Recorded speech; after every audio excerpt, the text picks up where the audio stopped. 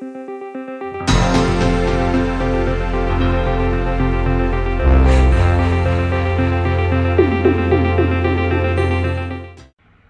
di modul kali ini kita akan membahas tentang apa saja yang terjadi di transisi dari sisi divergent, chart pattern maupun structure market. Kalau di modul sebelumnya tentang teori, kita sempat menyinggung soal market fase dari suatu trend bullish maupun trend bearish. Nah, sebenarnya apa sih gunanya kita tahu dari market fase ini? Poin yang mau kita sorotin berkaitan dengan transisi adalah ujung dari suatu tren atau saat tren ini udah capek, mau dari tren bullish ataupun tren bearish. Jadi sebenarnya seperti apa sih yang mau kita lihat lebih dalam? Oke, kita mulai dari structure market. Kalau structure market ini kan kalau uptrend itu adalah buat higher high, higher low. Berarti kalau semuanya downtrend ya kebalikannya. Lower high, lower low. Maka kalau kita lihat dari gambar ini, sebenarnya kapan sih market ini dari bull menjadi bear dan officially menjadi downtrend? Nah, kita lihat ya. Market di sini menjadi masih dalam uptrend ya.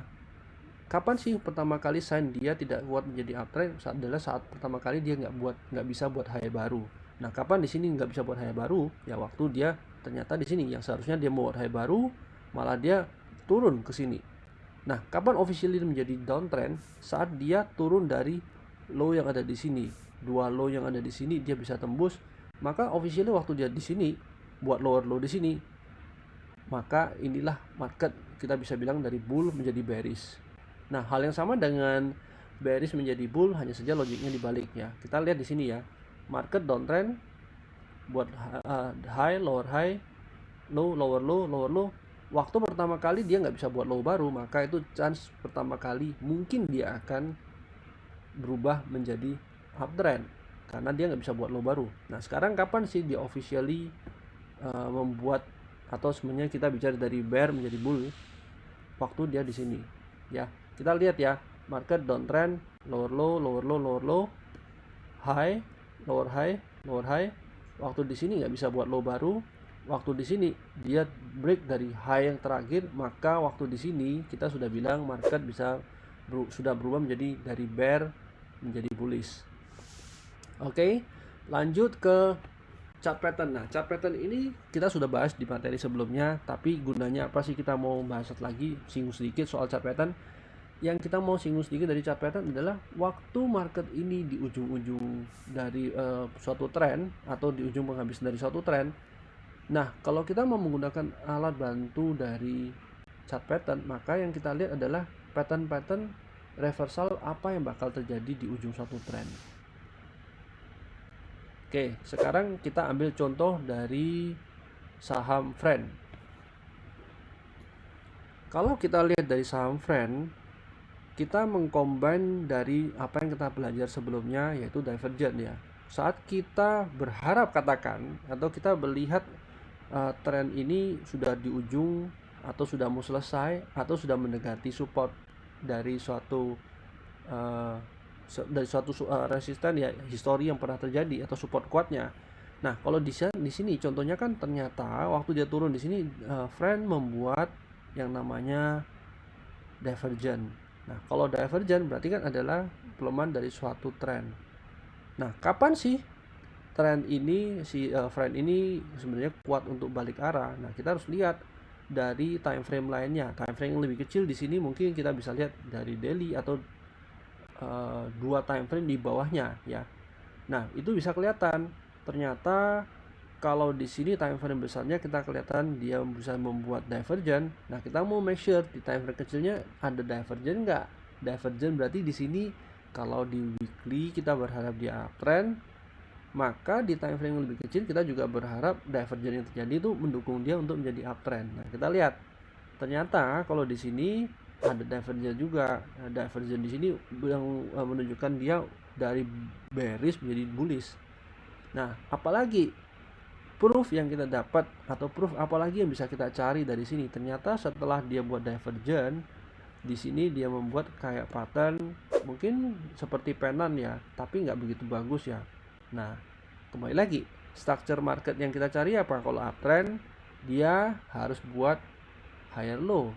Nah, sekarang kalau kita lihat waktu dia di sini dia adalah low terakhir, maka di sini low, higher low, higher low. Nah, waktu di sini kita udah bisa menyimpulkan kalau trend ini nggak lagi dalam fase downtrend, masih dari sisi secondary trendnya dia sudah berubah menjadi uptrend. Maka waktu kita masuk di sini adalah good entry pointnya kita atau good entry area kita untuk mengikuti trennya atau perubahan trennya dari bearish menjadi bullish. Nah, ini contoh dari short trend. Nah, pattern apa aja yang bisa kita cari? Ya kebetulan di sini sebenarnya lebih mirip seperti penan ya. Oke, structure market uptrend, maka waktu dia uptrend yang kita cari adalah buy. Oke, lanjut ke contoh berikutnya. Nah, ini kita lihat sama ya dari tebik ya.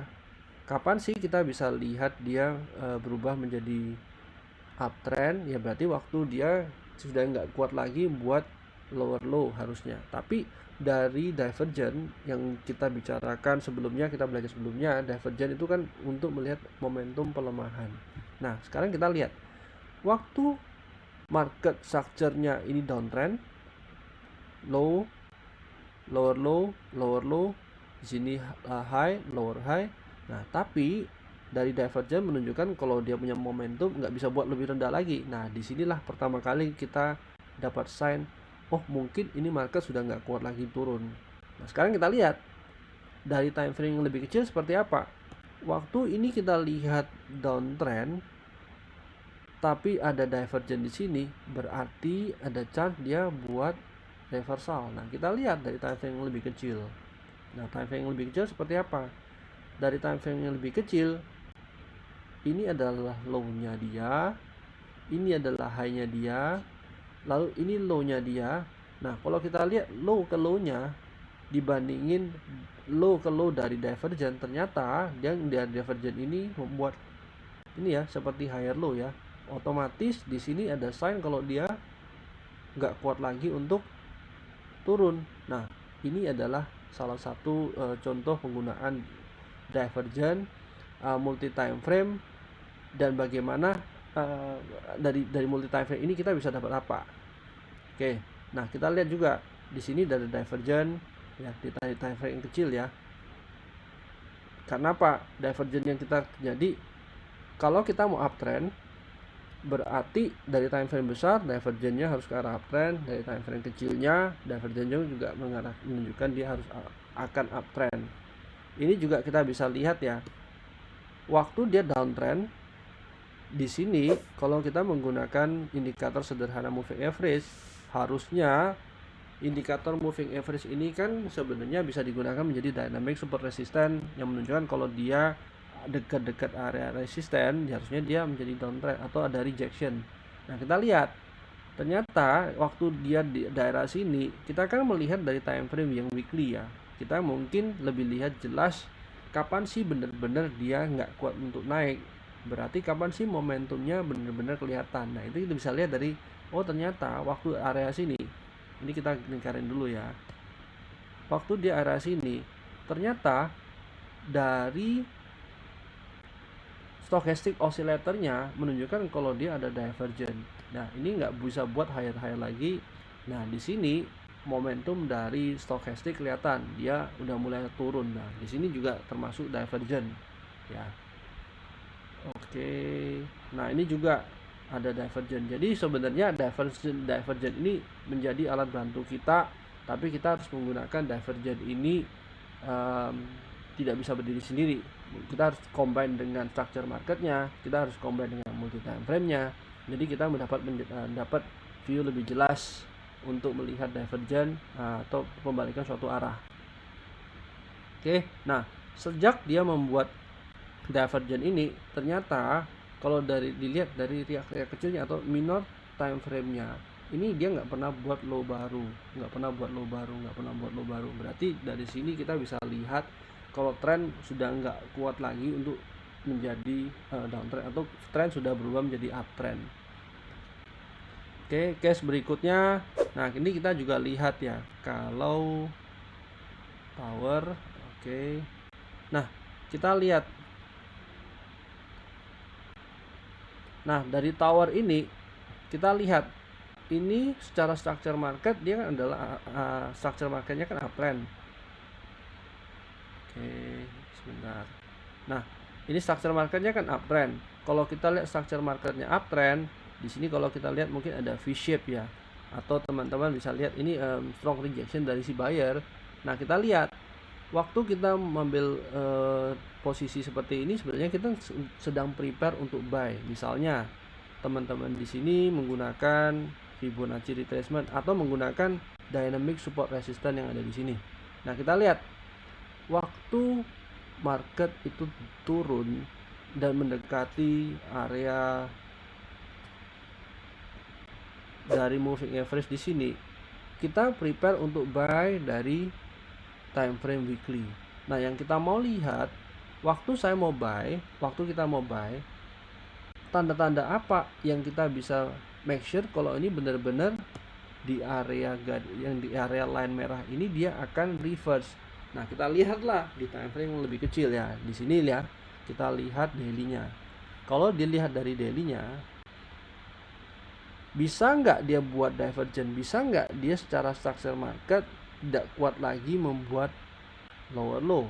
Nah, kita lihat ternyata waktu dia di sini buat lower low, dari stochasticnya itu kelihatan dia membuat higher low. Berarti ada divergent di sini mendukung bahwa entry point yang kita cari tadi di area yang kita lingkarin ya. Kalau teman-teman lihat ya, ternyata ada bukti kalau di time frame kecilnya dia memang tidak kuat lagi atau momentumnya udah mau berakhir ya, momentum downtrendnya.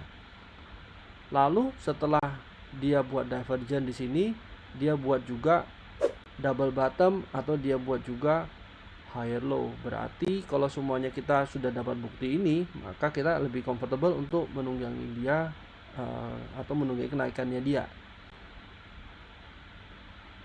Oke, nah ini juga sama nih. Kalau kita lihat dari sini ya, kita lihat ini dari daily. Kalau dari H4-nya,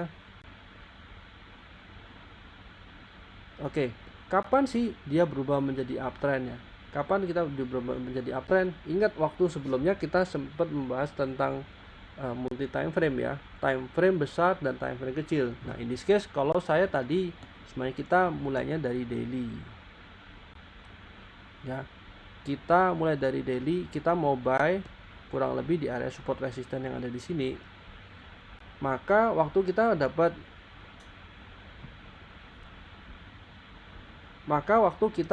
time frame yang lebih kecil, di sini ada divergentnya. Nah, divergent ini terjadi lebih jelas di time frame kecilnya, menunjukkan kalau ternyata momentumnya udah mau habis ya. Ya, dia buat lower low dari H4, tapi dari divergent dari stokastiknya nggak bisa buat lower low lagi, malah ini membuat higher low. Nah, inilah sejak dia buat divergent ini tidak pernah ada low baru. Berarti kalau nggak pernah buat low baru, secara structure market tidak pernah buat downtrend lagi. Berarti kalau nggak bisa buat downtrend lagi atau nggak ada low baru, ada chance dia reverse dari downtrend menjadi uptrend. Oke, case yang terakhir. Nah, kalau kita lihat dari Mahaka Radio ya. Nah, secara tren, kalau sebenarnya kita lihat ini kan uptrend ya. Nah, kita bisa lihat ini high dia, ini low dia, ini high terakhirnya dia. Nah, kalau kita mau cari buy berdasarkan dynamic support resistance misalnya ya. Nah, sekarang kita lihat kita mau buy-nya di area mana. Kita mau area sini buy-nya. Berarti yang kita mau lihat dari time frame yang lebih kecil itu benar-benar nggak dia bisa dari downtrend menjadi uptrend. Nah, kita mau lihat ini dari H4-nya. Ternyata di H4-nya itu kelihatan di sini secara structure market dia masih menjadi downtrend, masih menunjukkan dia turun. Tapi secara stochastic itu kelihatan di sini sudah ada divergent. Berarti kalau udah ada divergent, di sininya nggak bisa buat lower low lagi, berarti ada chance dia reverse. Kalau ada chance buat reverse, kita mau lihat structure marketnya seperti apa. Nah, structure marketnya ternyata beneran kan, waktu ada terakhir di sini low-nya, dia nggak pernah buat low baru, malah dia membuat higher low.